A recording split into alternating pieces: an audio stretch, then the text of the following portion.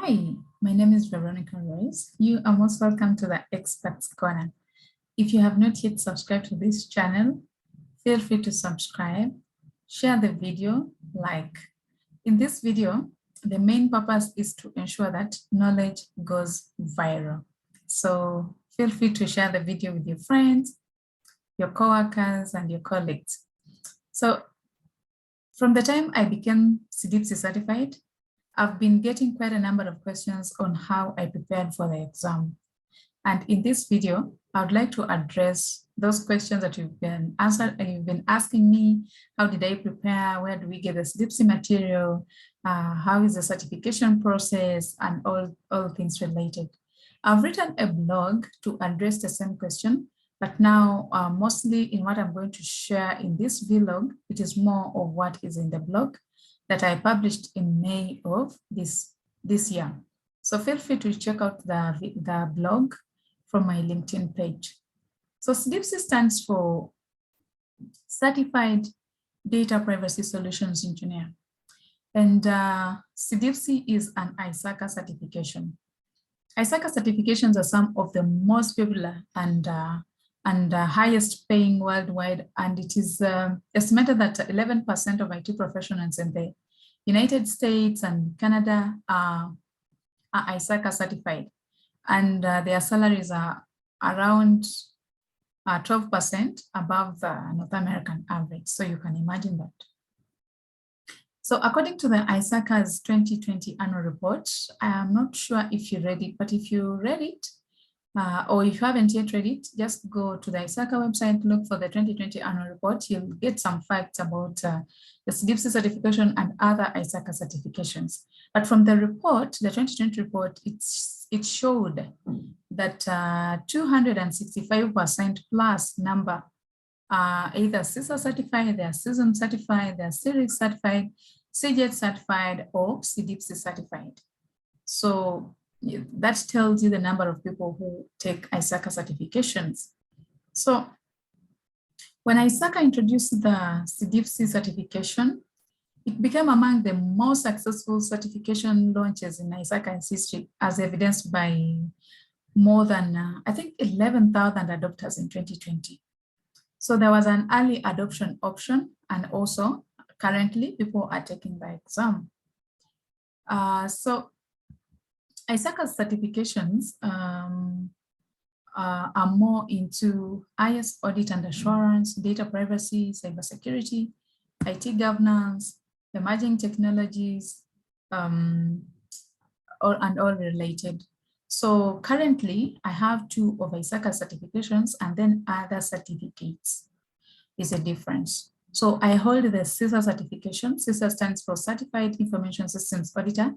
And now the newest giant on the block is CDPSE, whose main focus is on implementing privacy by design principles.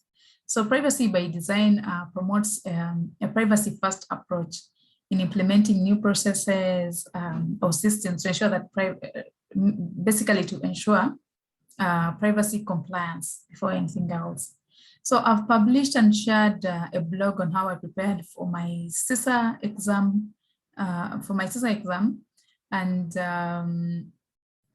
and other certificates, because anytime I do an exam, I always write something about my preparation journey, so that someone else can use the same or just relate or refer to how I prepared for my exam. So today I'm sharing with you on how I prepared for my CDPSE exam. So for me to become CDPSE certified, I was lucky enough to be among the first CDPSE beta exam takers. So the window was open from 1st of January to 31st. So the window was open for just 1 month, and there was an option of early adoption, which ran through 2020 to March 2021. So I didn't go through the early adoption. I just wrote the beta exam. So here is how I prepared. Number 1, I had to look for resources that would guide me into my preparation journey.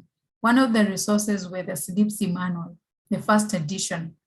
So I used this, it came in handy because at the time, the CDPSE question and answer database had not yet been released. So I relied so much on the CDPSE manual to prepare and write to write the CDPSE exam.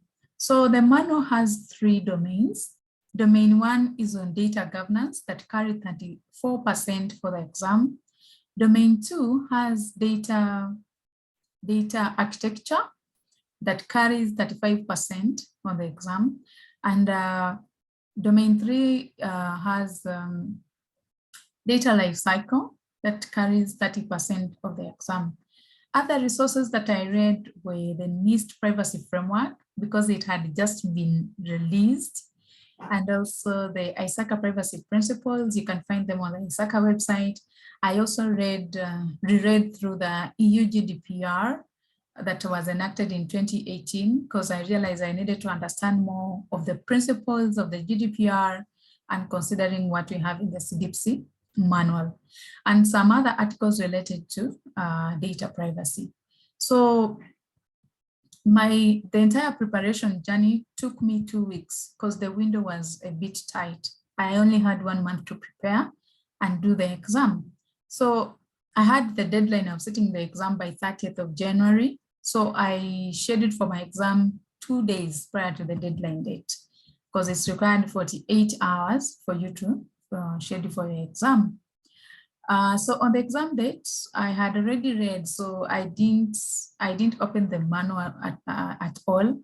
I just relaxed the whole day, took naps, and while I was waiting for the exam. So I had scheduled to do my exam at midnight. And at around 23 hours, I installed the PSI secure browser application, and the countdown started. I think you can imagine how the heart beats when you're preparing for the exam and it's about to get launched. So the countdown started, and I started writing my exam at midnight. So 2020 was actually a bit interesting because it unveiled quite a number of things. Imagine I was doing my exam at midnight. So remote proctoring, I think, came in handy for exam takers because during that time, we were in lockdown, you couldn't move, you couldn't be so sure how safe you were approaching some buildings or facilities. So remote proctoring, I think, came in handy, and I did my exam through that. So writing the CDPSE exam, you are required to have a pass mark of 450 or higher to pass the CDPSE exam. So if you get below 450, that means you did not pass. But if you get 450 and above, you have passed the exam. So I would recommend that read the CDPSE manual thoroughly because most of the questions will be rotating about what you read. And then use the CDPSE question and answer database. I didn't get a chance to use the online database because by that time, it had not yet been rolled out. But apparently it is available. So use that because it will give you a simulation of the actual exam. And then join the CDPSE Engage Exam Prep community. It's available on the ISACA Engage platform. You just look for communities on the ISACA Engage platform and look for the CDPSE Engage Exam Prep. There are quite a number of questions that you're going to learn from the CDPSE exam aspirants and also experts in the industry. So check it out, you will learn a lot. And I will also say, if you're also looking for materials related to data privacy, I've gotten a chance to be connected to people like Rebecca Hero, Tim Clements, and Ian Cook. You can check out their profiles on LinkedIn. They have quite a number of resources related to data privacy and data protection. They'll come in handy when you're preparing for also your exam. So the official exam is currently available. You can check it out on the ISACA website, and I wish you all the best in your exam. Before I conclude, I wanted to just mention one thing. What do CDPSEs do at the end of the day? You're looking for this certification, you've acquired the certification, but what do CDPSE certification holders do? So the ultimate role of the CDPSE certification holders is to create and design the requirements of privacy protections within the enterprise's products and services. You've noticed that most of the data privacy laws, they require people they require organizations to have data privacy officers or data protection officers, the DPOs, within the organizations. So if you have the CDPSE certification, it is going to prove your credibility to fit into the role very well, because the knowledge you're going to learn from the CDPSE domain will help you when you're implementing privacy by design principles within the organization.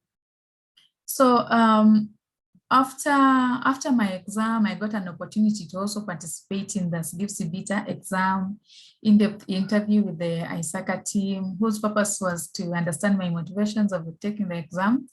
So for me, I realized that CDPSE was more relevant to my work because I'm an auditor and I'm always giving advisory services on data privacy. So I needed this new knowledge on how to implement privacy by design principles in all our work processes. And also I realized that you need to have a true source of knowledge when you're also making recommendations as an auditor.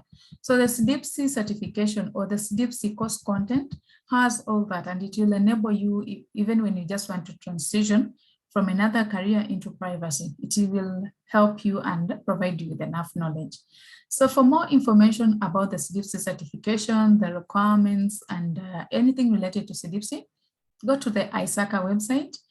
Just go to ISACA, www.isaca.org, and check the webpage that has ISACA credentials or certifications. Click there and you will see the CDPSE certification, then you'll have more details there. So thank you so much for watching, and remember to subscribe if you haven't yet subscribed, and I hope to see you in the next video. Thank you so much, and enjoy your exam. If you're about to do the exam, I wish you success in your exam. Thank you.